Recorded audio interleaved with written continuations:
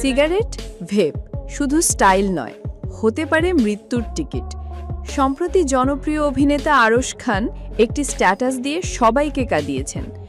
নিজের জীবন থেকে নেওয়া কঠিন অভিজ্ঞতা শেয়ার করে তিনি সতর্ক করেছেন আমাদের, বিশেষ করে তরুণ প্রজন্মকে। তিনি লেখেন, স্কুল জীবনে ফ্লেক্স করতে গিয়ে বন্ধুদের সাথে সিগারেট খাওয়া শুরু করেছিলাম।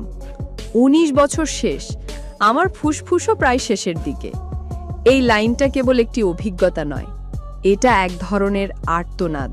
সিগারেট ছাড়ার চেষ্টা করতে গিয়ে আরশ ধরলেন ভেপ। ভেবেছিলেন এটা হয়তো কম ক্ষতিকর, কিন্তু বাস্তবতা ছিল ঠিক তার উল্টো। তিনি লিখেছেন, গত ১৯ বছরে ফুসফুসের যা ১২টা বেজেছিল তার ৩ গুণ বেজেছে গত ৬ মাসে। তিনি আরও জানান, ভেপের দ্বারা ফুসফুসের যে ক্ষতি হয় তার কোনো চিকিৎসা নেই। ফুসফুসের যে অংশ একবার অকেজো হয়ে যায় তা সারা জীবন অকেজোই থেকে যায়।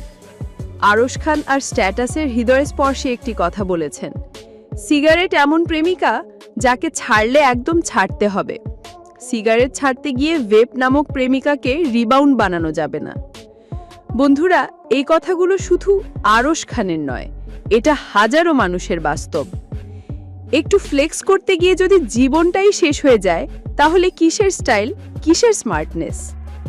বিশেষজ্ঞরা বলেন, ধূমপান ছেড়ে দিলে যদি বড় কোনো ক্ষত না থাকে, তাহলে ফুসফুস স্বাভাবিক হতে সময় লাগে মাত্র ৯ মাস। তবে কিছু ক্ষতি এমন থাকে যা কোনোদিন পূর্ণভাবে ঠিক হয় না। তোমার ফুসফুস, তোমার জীবন, এটা কারোর জন্য নয়, শুধুই তোমার জন্য। বিশ্বাস করো, সুস্থ থাকার চেয়ে বড় ফ্লেক্সের কিছু নাই।